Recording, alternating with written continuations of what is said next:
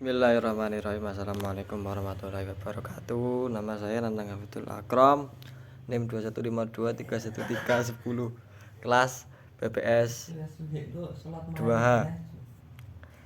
Saya akan di sini akan menjelaskan pelajaran ilmu kalam yang judul Maturidiyah. Langsung saja. 1.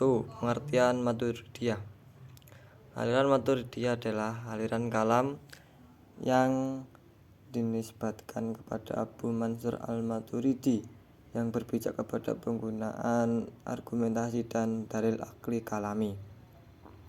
Sejalan dengan itu juga aliran Maturidiyah merupakan aliran teologi dalam Islam yang didirikan oleh Abu Mansur Muhammad al-Maturidiyah dalam kelompok ahli sunnah wal jamaah yang merupakan ajaran teknologi yang bercorak rasional. Aliran ini merupakan aliran yang memberikan otoritas yang besar kepada akal manusia tanpa berlebih-lebihan atau melampaui batas. Maksudnya aliran Maturidiyah berpegang pada keputusan akal pikiran dalam hal-hal yang tidak bertentangan dengan syarak. Sebaliknya jika hal itu bertentangan dengan syarak, maka akal harus tunduk kepada keputusan syarak. Sejarah aliran Maturidiyah. Aliran Maturidiyah muncul sebagai reaksi terhadap aliran Mu'tazilah. Oleh sebab itu, pendapat Maturidiyah memiliki kesamaan ajaran prinsip dengan aliran Asy'ariyah. Karena munculnya kedua aliran tersebut dengan latar belakang yang sama, aliran Maturidiyah sendiri diambil dari nama pendiri, yaitu Abu Mansur Muhammad bin Muhammad al-Maturidi. Beliau lahir di daerah Samarkand yang bernama Maturidi di wilayah Temsokiana di Asia Tengah, Uzbekistan. Pendidikan al-Maturidi lebih menekuni bidang teologi, beribadah, fikih.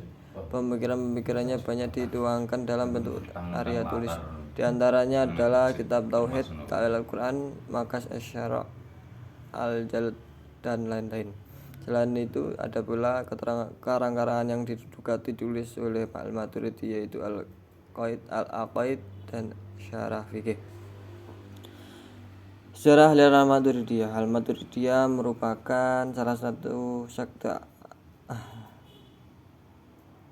ahlu al-sunnah al-jamaah yang tampil dengan Asy'ariyah. Maturidiyah dan Asy'ariyah dilahirkan oleh kondisi sosial dan pemikiran yang sama.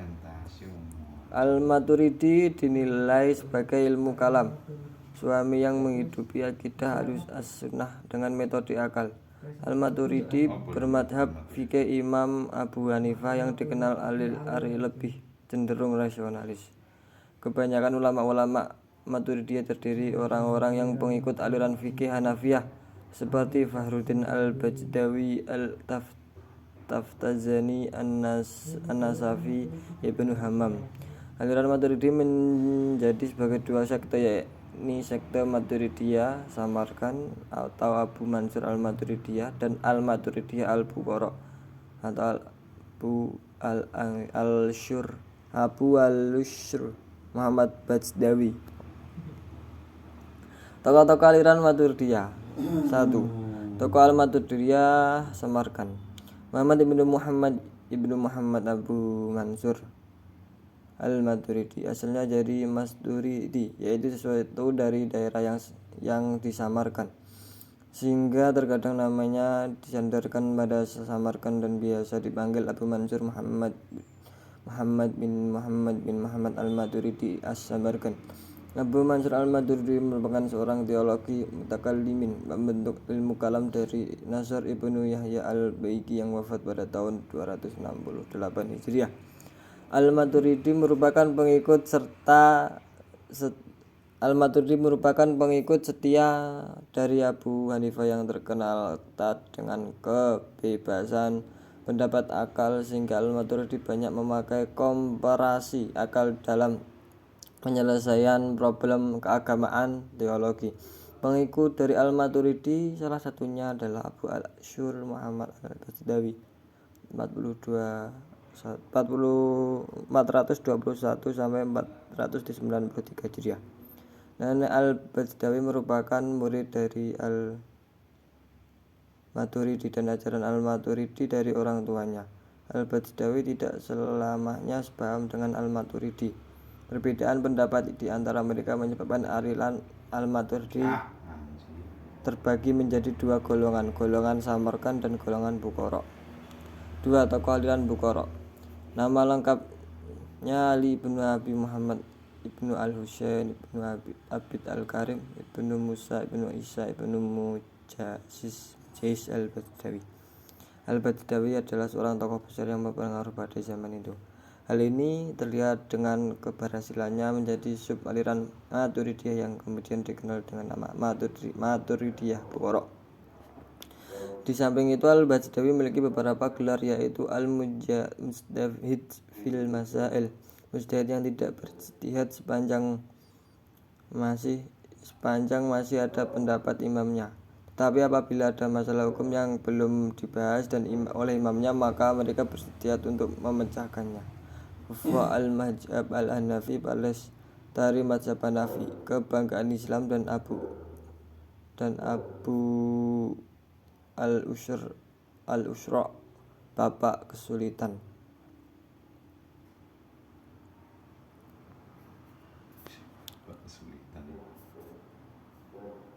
Keberhasilan itu dicapainya dengan memperoleh beberapa hasil pemikiran.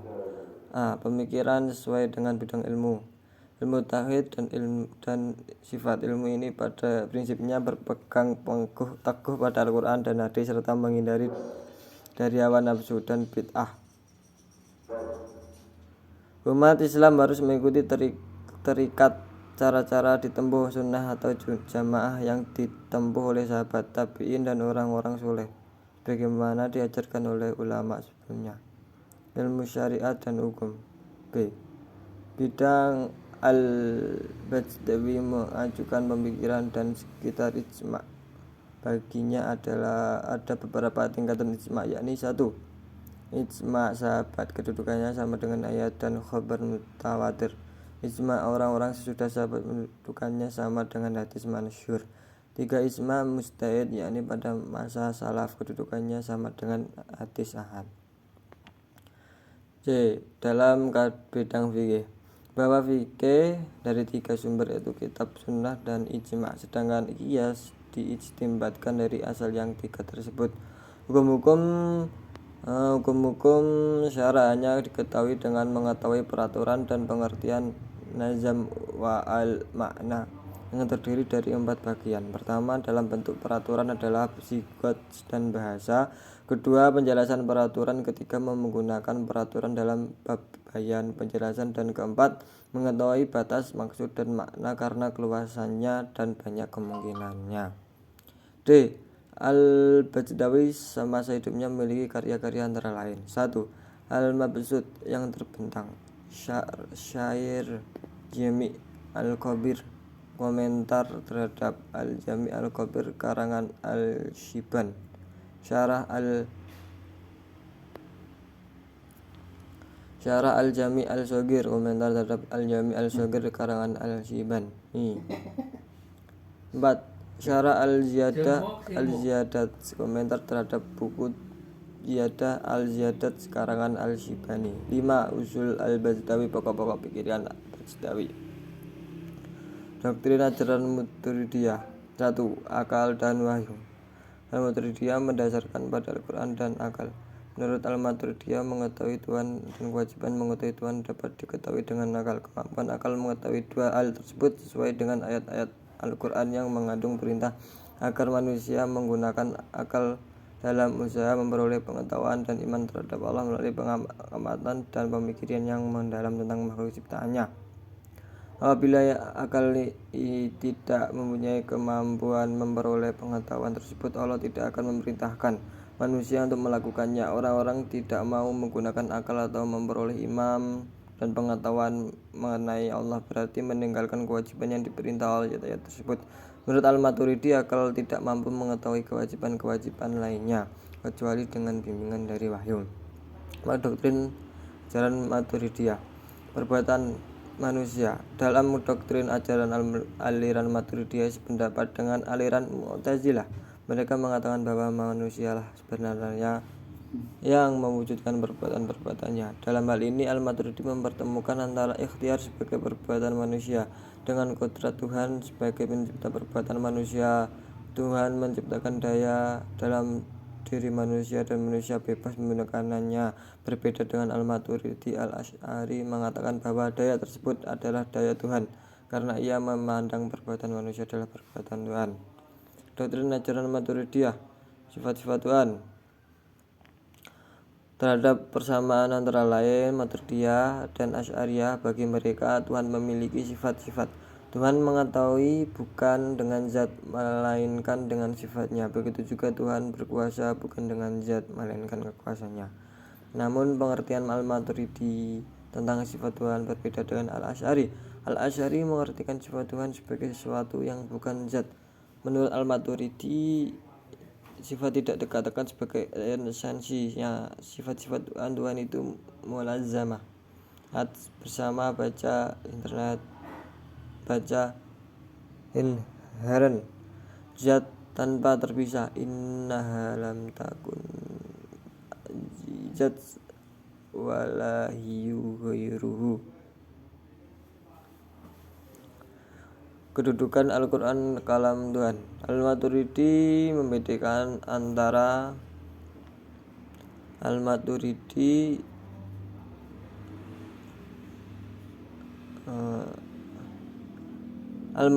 membedakan antara kalam yang tersusun dengan huruf dan bersuara dengan kalam nafsi, sabda yang sebenarnya atau makna abstrak. Kalam nafsi adalah sifat qadim bagi Allah, sedangkan kalam yang tersusun dari huruf suara adalah haru atau hadis. Al-Quran dalam arti kalam yang tersusun dari huruf dan kata-kata adalah baru hadis. Kalam nafsi dalam manusia tidak dapat mendengar atau membacanya kecuali dengan perantara. 4. Doktrin ajaran Maturidiyah. Pelaku dosa besar. Al-Maturidi sepaham dengan Asy'ariyah bahwa orang yang berdosa besar tetap mukmin dan tidak kafir, serta tidak kekal di dalam mereka. Hal ini karena Tuhan telah menjanjikan akan balasan kepada manusia sesuai dengan perbuatannya dan mengenai balasannya yang ditentukan Tuhan di akhirat kelak. Menurut Al-Maturidi, iman itu cukup dengan tasdik dan ikrar. 6. Kebaikan dan keburukan. Mengetahui kebaikannya atau keburukan sesuatu dengan akal. Al-Maturidi pendapat dengan Mu'tazilah. Pada perbedaannya, Mu'tazilah mengatakan bahwa perintah kewajiban melakukan yang baik dan meninggalkannya yang buruk didasarkan pada mengetahui akal. Al-Maturidi mengatakan bahwa kewajiban tersebut harus diterima dan dari ketentuan ajaran wahyu. Al-Maturidi berbeda pendapat dengan Al-Asy'ari. Menurut Al-Asy'ari, baik atau buruk tidak terdapat pada sesuatu itu sendiri. Sesuatu itu dipanggil baik atau buruk karena perintah syarak dan dipandang buruk karena larangan syarak. Jadi yang baik itu baik karena perintah Allah dan yang buruk karena larangan Allah. Al-Maturidi berbeda pada posisi tengah dari Mu'tazilah dan Al-Asy'ari. Ya, ini tadi yang doktrin ajaran Maturidiyah. Masih Pak. Masih apa jenenge? Dilihat Bapak. Cukup sekian dari saya, kurang lebihnya mohon maaf. Assalamualaikum warahmatullahi wabarakatuh.